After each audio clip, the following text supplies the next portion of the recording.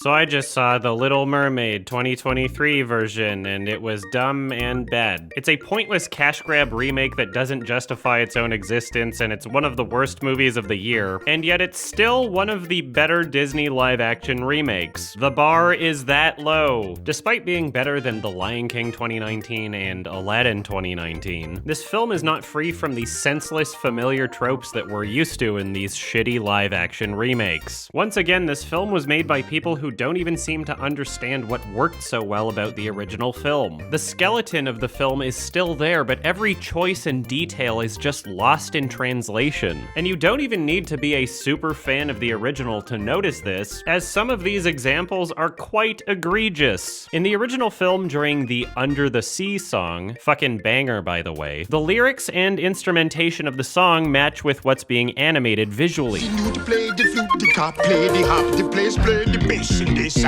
With music by Alan Menken and lyrics by Howard Ashman, they were essentially able to create an animated film that felt like a Broadway musical. And the animators of this film understood that the visual component was instrumental towards bringing this film to life. The music and animation of this film aren't just incidental components that might as well be existing independently of each other. They are cohesive elements of filmmaking that work together to create a single experience. What's happening visually in this film seems like a pretty obvious and sensible choice, and in the remake they keep the same lyrics, but none of that happens. When this exact same lyric is sung in the remake, it just shows Sebastian and Ariel just kind of swimming around.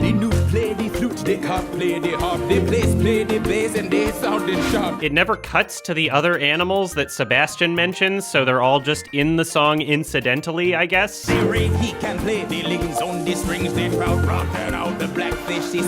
Why did you keep the lyric? If you don't want to show any of it, why do you still have the lyric there? What do you mean the place play the bass? There is no place, there is no bass, you're not showing anything. Why are you singing about that? What could you possibly be talking about? They got the actor to sing those lyrics, and when storyboarding the film, they did not consider anything that was being sung. Why? The original Little Mermaid marked the beginning of a period known as the Disney Renaissance. This was the first of a collection of films that really helped to solidify Disney as the brand we see today. A huge reason why the original film was so successful is the music. Even if we were to completely ignore the visual component of these films, the music is just so much worse. In the original song, there's this great moment where they got someone with a really deep, bassy voice to sing one of the lyrics. One day when the boss get hungry, yes, you got me on the play. And in the remake, I guess they just couldn't be bothered to book another singer, so they're like, hey, why don't you, voice actor for Sebastian, try doing that? And it sounds like shit. One day when the boss get hungry, guess who gonna be on the play? Oh no! Why? They pass by other sea creatures for part of this sequence, but they never sing. They're just decorative, I guess. The song Part of Your World is also notably worse. Halle Bailey is not a bad singer at all, but her acting is inconsistent at best. And a lot of these Disney remakes don't seem to realize that when you're performing for musical theater, you should probably be talented at both. There's points in the film where her acting is perfectly fine. There's other points where her acting is just bad. But her worst acting seems to always be present while she's singing. Like she has a really tough time doing both things at once. Every time she's singing a song, she's got this weird, dumb baby face thing going on. A man was drowning. I had to save him. Oh God, you're acting. The way she looks up to... Oh, this is very funny. Oh my God. The director said, can you respond to him as though you're like 3 years old? Look as baby as possible was the direction. A man was drowning. I had to save him. A man was drowning. I had to save him. I want a lollipop. Oh, I'm a mermaid. I'm a baby. I'm a baby. Near the end of the song in the original film, there's this really effective moment in her performance. She essentially stops singing for a brief moment, but continues the lyrics in her performance. Out of the sea, wish I could be. It really hammers home the emotional state of the character, and it effectively communicates a level of desperation that wouldn't be there if she were just singing normally. And wow, what a surprise, in the remake, instead of doing that, they just have this weird show-offy moment. Wish I could be.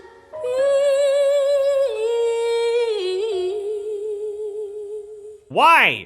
Who cares what emotion our main character is experiencing in this song? Let's just show off Halle Bailey's singing skills. This is exactly what I was talking about in my Lion King Part 1 review that you should watch if you haven't already. It's a good video. Just one note that was changed, but it does a lot.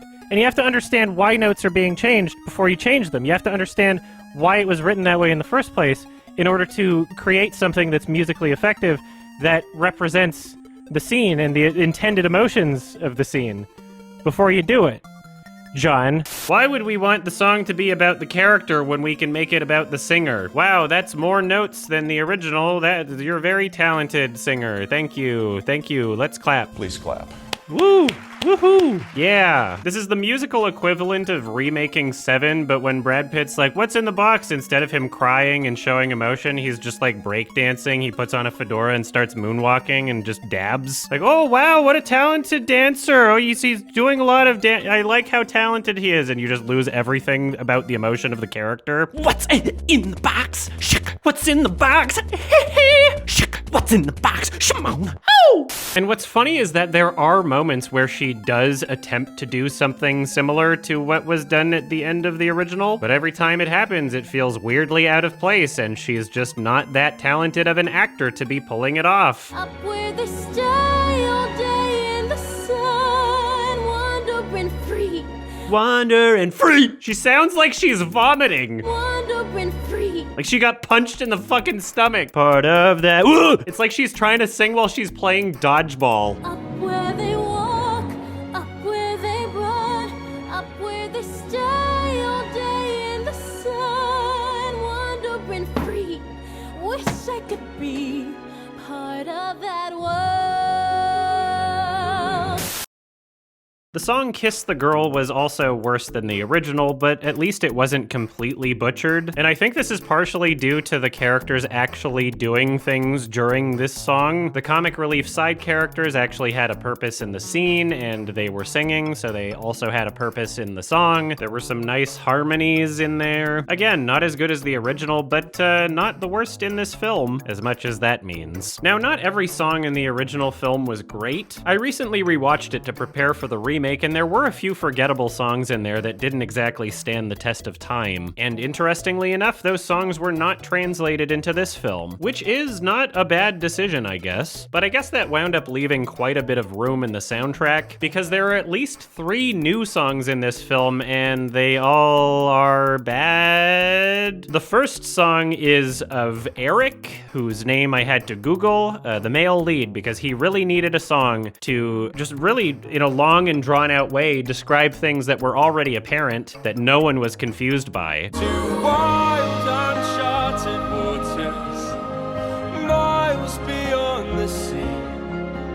I was darkness bound, I had almost drowned, till you came around and you found me. The girl that saved me, I think she's hot. I like her voice and stuff. I'm horny. It is very musically generic. It feels like it could be plucked out of several other different musicals, but not The Little Mermaid. Doesn't really fit with the tone of the existing songs. It's absolutely pointless, and if you're looking for a time to go to the bathroom during this film, this scene would be it. You would miss absolutely nothing by the time the song is over. Why didn't they give King Triton his own song, honestly? That would have been way more appropriate. Give me a Javier Bardem solo song. He could be like, I want to be a good father, but oh, I don't trust my daughter. Some shit like that, I don't know. He could be like, look at all these bitches. No, I can't. I'm sorry, that was inappropriate. I apologize. Anyway, the second song that I remember is another song from Ariel that takes place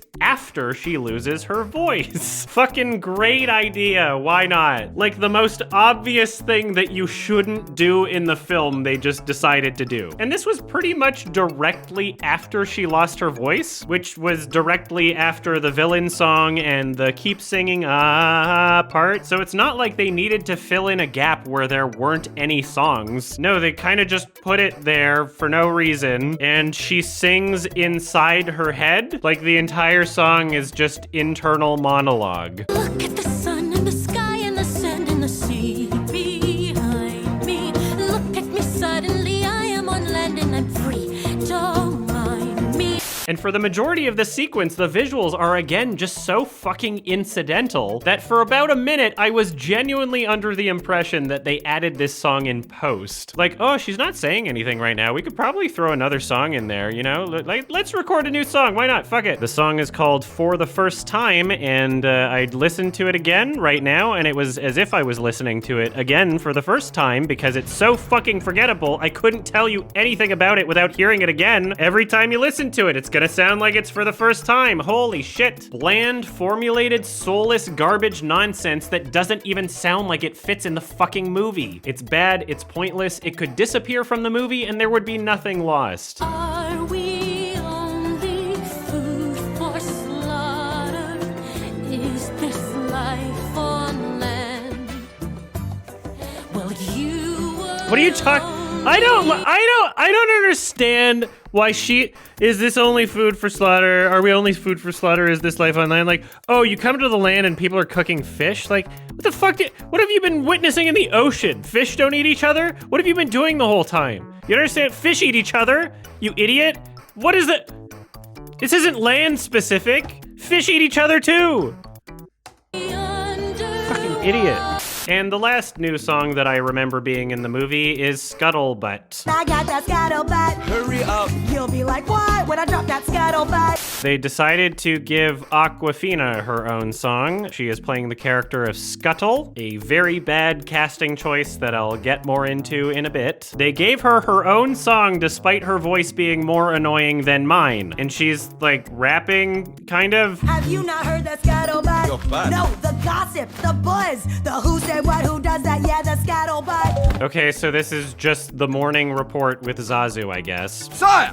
I am a bird, and I've got news for you. This is I've called it the Scuttlebutt for some reason. Except, unlike Zazu, this doesn't seem to be a daily ritual of any kind. Like, no one's waiting for the Scuttlebutt. She just has some news to share because she just noticed something while she was outside. And even though it's very important and could cost the life of her friend, she is deciding to waste time by hyping up the news through a song. Like, oh my god, have you heard this thing that I haven't told you yet? Like, fucking no, of course I haven't. You haven't told me yet. Remember my song in the swamp when I was like, whap, chicka, whap, whap, chicka, whap. I remember. Wah, wah, I'm so annoying. Ha ha, that's funny. Ha ha, wah, wah, I'm annoying. Wah, wah, I'm annoying. Ha ha ha, wah, ha, that's funny. Ha, I'm annoying. Wah. She's just wasting time. And so is the film. Once again, the tone of this song does not fit the other songs in the film. Not even the new songs in the film. It is an entirely clashing and jarring experience. The visuals in this scene are essentially non-existent or incidental. They're just fucking talking in a room. They don't do anything creative with it. Show me something interesting. Utilize the concept of filmmaking. The fact that this is live action is not even an excuse. Oh yeah, you can't do anything creative or visually interesting in a live action movie. You know that you just can't do it. It's live action. You've never seen a movie that looks interesting that's live action, right? I've never seen one. That's too lucky for real photography. Anyway, this song is insane cringe. Giga cringe. It is weirdly infectious, and I hope it leaves my head at some point because I don't like it. That's gonna butt. That's gonna butt. Where did you go? Wah, wah, squawk. Awkwafina is annoying throughout the entire film. Every scene that Scuttle is in is a bad scene. The first time she shows up, she's underwater and talking underwater, and I don't know if she's breathing underwater. There's no bubbles that come out of her mouth when she's talking, and so that's kind of weird, which, you know, wouldn't be an issue if we were doing this in an animated film. You can kind of forgive some things about the realism when you're not trying to look realistic.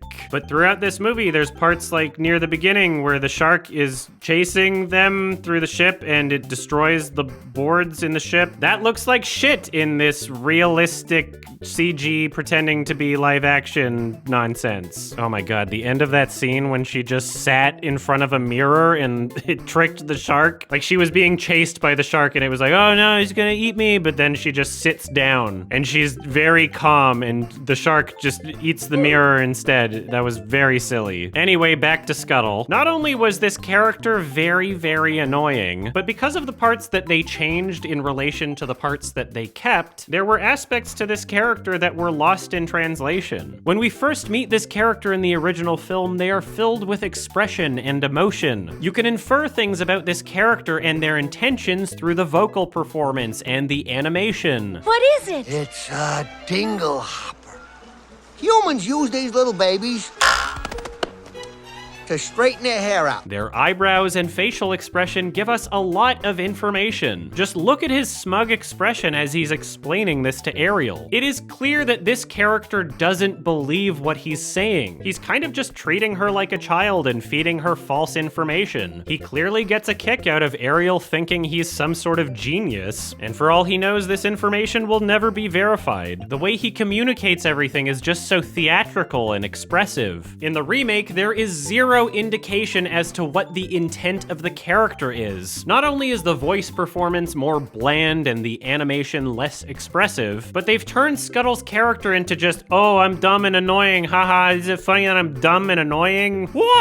In this exact same scene, Scuttle says, oh, humans are pretty cool unless you're a coconut. They hate coconuts, I swear. They get a hold of one and they just smash it to pieces. So it's implied that what Scuttle is saying she also believes and she's just dumb, so we don't really know if Scuttle is trying to trick Ariel or if Scuttle gets off on lying to Ariel about these things and is, you know, being a troll, or if Scuttle just believes it. It is honestly difficult to tell. I'm Scuttle, I'm stupid. It doesn't matter what the intention of my character is or if there's anything interesting going on in my brain. Squawk! In the original film, Ariel travels to where Scuttle hangs out. She finds a bunch of human objects and then travels to Scuttle because she wants to know more about them. This clearly establishes that this is a pattern, that he keeps pretending to know what he's talking about and she keeps coming back for more answers. But in the remake, they don't travel to Scuttle. Ariel and Flounder are just having a conversation and then Scuttle just swoops in from the sky and fucking jump scares Flounder. She just shows up out of nowhere and then they start talking about the treasure they found. Like Scuttle could have been any one of their friends that they bumped into. There is one line earlier when she picks up the fork saying something like, I bet Scuttle will know what this is. But the way that their relationship is presented in this film, their whole interaction just seems incidental. There is so much more intent with how things are shown in the original. Their emotions and intentions are clear, and these aspects are severely lacking in the remake. There's the lyric in the song Part of Your World where she's like, you want thingamabobs? I've got 20. And in the original, that adds to their relationship. You can see a clear pattern of her seeking information from Scuttle, and we could honestly even infer that Scuttle probably does it because he gets to see her more often. But in the remake, this lyric means nothing. It's there, it's in the song, but without their relationship being properly defined, it doesn't say anything. It's just there incidentally, I guess. This movie is a part of a growing problem where voice acting roles are just given to film actors or singers or vague celebrities of any kind, when there are a lot of really talented voice actors out there that specialize in voice acting. The difference between the voice of Sebastian in the remake compared to the original is night and day. Like, neither of the actors sound like that in real life, but it is so much more obviously apparent in the remake. There's also something about the tone of the voice that feels like such a massive downgrade. There is a level of warmth and friendliness to the original Sebastian's voice that is just not found in the remake. Ariel, listen to me. Do you human world, it's a mess. Okay, listen to me. The human world is a mess. Also, I guess it goes without saying, but Jesus Christ, this character design, seriously? Ew, God! No! This is so gross! It's like, it's still shocking. Even though they keep doing this, it's still genuinely shocking just how disgusting it is.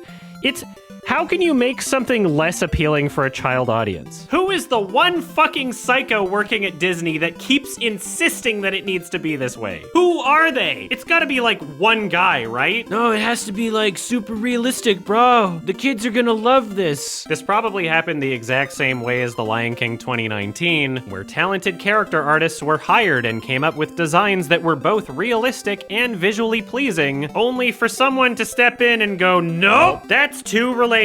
That shows too much emotion. We can't have that. This is a Disney film where animal characters are gonna be fucking singing songs and shit. You can't have that. That doesn't make any sense. It has to be like one guy, right? It has to be like one guy doing it for every movie, right? Who is this psycho? Who is this uncredited psycho? Melissa McCarthy as Ursula was not great. She was definitely not the worst performance, but she really has a tough time communicating the same level of evil as the original film. Throughout the entire movie, it feels like she's trying to talk as deeply as possible, and it's still not that deep. Like she's trying to match the tone of the original voice actor, but is nowhere close to getting it. And you can tell she's straining her voice the whole time, but it just doesn't work. I shit you not, they had to pitch up the villain song just so she could hit the notes. I admit that in the past I've been a nasty. They weren't kidding when they called me, well, a witch. I admit that in the past I've been a nasty. They weren't kidding when they called me, well, a witch. Was she seriously the best person for the role? Melissa McCarthy. Couldn't have found anybody better. Okay, in the original film, when Ursula is singing, she's trying to persuade Ariel into signing a contract. She's trying to convince her that she's not all that bad, that she actually helps people in need, people who are down on their luck. Ursula is trying to trick Ariel into thinking that she has sympathy for her, because otherwise she might not sign the contract and yada yada yada. And because of this, there is one word in the song that instead of singing directly to Ariel, she essentially whispers to Flotsam and Jetsam. Like, hey Ariel, I'm actually trying to help people like you, and then she turns to her sidekicks and she's like, actually they suck, am I right? And here lately, please don't laugh. I use it on behalf of the miserable, lonely, and depressed. Pathetic. And of course, in the remake, this moment was entirely lost in translation. And here lately, please don't laugh. I use it on behalf of the miserable, lonely, and depressed. Pathetic.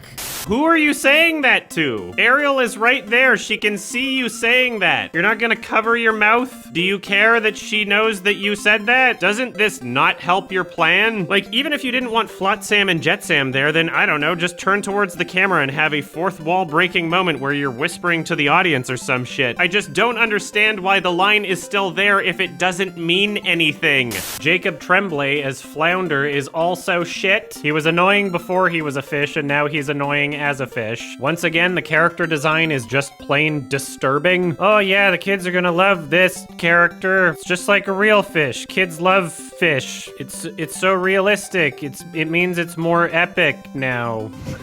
Look at is this Flounder? Is that Flounder? Oh. Is that Flounder? That's crazy. His voice acting also somehow sucks. He's not required to do much, but it's consistently unconvincing. Javier Bardem was pretty good, honestly. He is the most talented actor in the cast, but it was really funny watching him perform because it felt like he was taking it so much more seriously than everybody else in the film. He's really good at portraying emotion, but yeah, it just seemed kind of out of place compared to everybody else. He's a human. You're a mermaid. Whoa! He was trying. Javier. Oh my god. You're a mermaid. Why is this such a good shot? This is so funny hearing him say that. I don't know why this is so funny. He's a human. You're a mermaid. The guy who played Eric wasn't bad. He seemed like he fit the role. He wasn't distracting in any way. Halle Bailey was not as bad as I was expecting, but still not great. She is a talented singer, but her acting could definitely use some work. Again, musical theater is both singing and acting. And unfortunately, there's just too many points where there's not enough emotion, even in her voice alone. In the scene where Ariel is singing to complete the spell to trade her voice for being human, there is an emotional power to the voice in the original film. And in the remake, she's singing notes, but there's no emotion. The tempo is also way too fucking fast.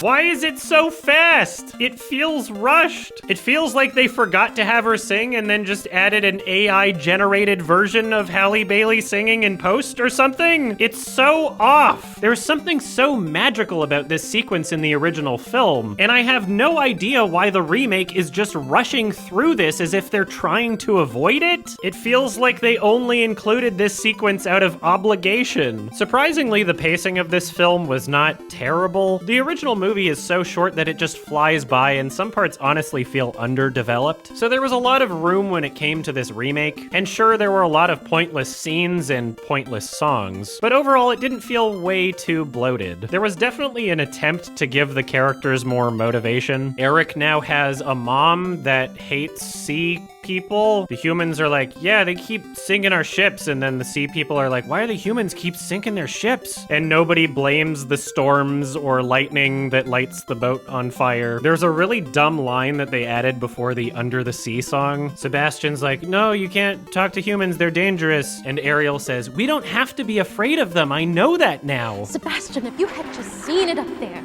The ship rode on the wind, and they filled the sky with fire. Okay, listen to me. Like, what? That doesn't sound very not dangerous, filling the sky with fire. Like, yeah, she was talking about the fireworks, but still, as she's describing it, it makes no sense why she would say this. No, the humans aren't dangerous. They rode the waves. They did fireworks. Who wrote this? There's so many of these live-action Disney remakes that credit one writer, but you know it had to be like 20, because one person would not write that. There is a direct conflict between what she's saying and what the character is supposed to be justifying in that line. No, you don't have to be afraid of them. They make fire in the sky. Like, what? What are you talking about, Ariel? But yeah, they just start the song right away, so you don't have any time to think about it, whatever. I refuse to believe this was written by one person. There is some psychopath working at Disney that keeps overseeing all of these remakes. Show yourselves! It's John! There is just so much in this film that feels so improperly communicated. When she loses her voice and becomes a human in this film, there's an extra rule where she can't remember her end of the bargain. Like, she's supposed to have a true love's kiss within 3 days, otherwise she becomes trapped and Ursula owns her or something. But Ursula put a spell on her that makes her not remember that she even has to do this. So I guess the main character is just aimlessly wandering around with no real goals or motivation for a huge chunk of the movie. And when Sebastian tries to tell her that she has to find the kiss or else she'll die, she just forgets immediately. Or at least that's how Sebastian explains it. But when you see them interact in the film, it's like she doesn't even know he's there. Like, it honestly seemed like she couldn't understand their language anymore. She wasn't even really acknowledging them. Again, just insanely terribly communicated information. There's also no more tiny seaweed creature things that you get turned into if you lose at the end. They're just gone. Like, instead of King Triton turning into one near the end, it looks like he dies. He just kind of disappears into the abyss. I don't know what was going on there. And then he comes back later, so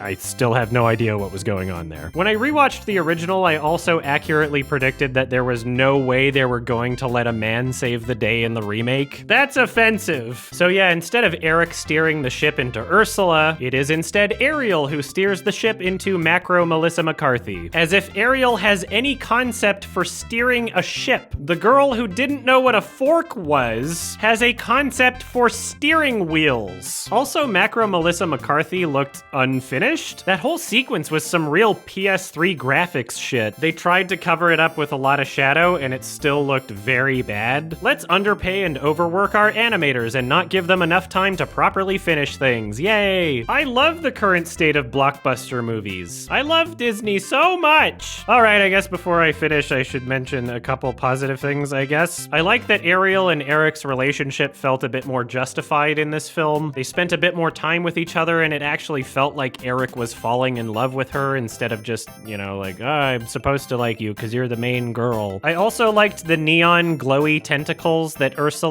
Melissa McCarthy had. They looked cool. It was a nice visual, and that's it. That's about it. That was what was good about it. All right, well, I've let this movie occupy enough space in my mind already, so I think I'm going to end this in Minecraft. 2 out of 10 I give this film. 2 out of 10. You get smacked. Yeah, watch the original instead, actually. You can watch it with me on my watch-alongs channel. It was a fun, nostalgic experience, and you get to pretend to have friends. Subscribe to my watch-alongs channel. Thank you for watching. Thank you. Goodbye.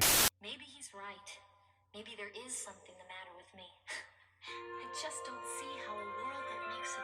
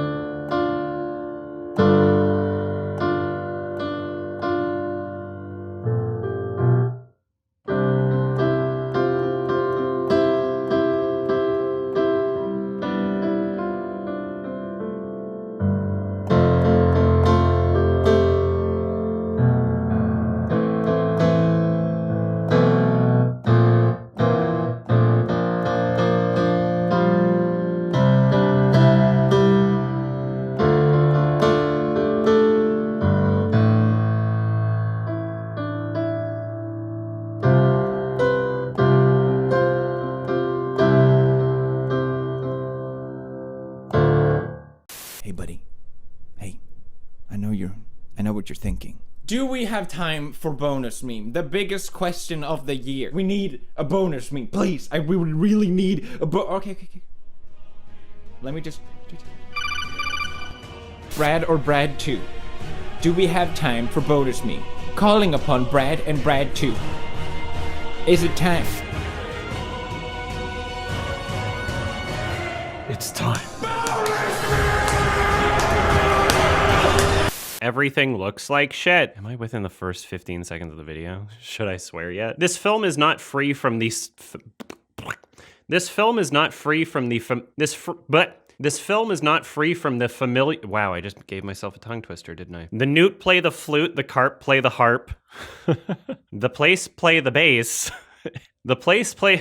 I'm just gonna redo that. We got the spirit, you got to hear it. Under the sea. Yeah. One day when the boss gets hungry, Get some bean me on the plate. Whoa. My baby. Near the end of the song in the original film, there's this really effective moment in her fuck that. It's almost like a tongue twister. Wish I could be. What's in the box? How am I gonna do that? Fuck. One of those takes sounded really bad. What's in the box? Oh! That was not bad. Stay all day in the sun. Free! Wander and free! It's like she was gonna vomit. Hey, wake up.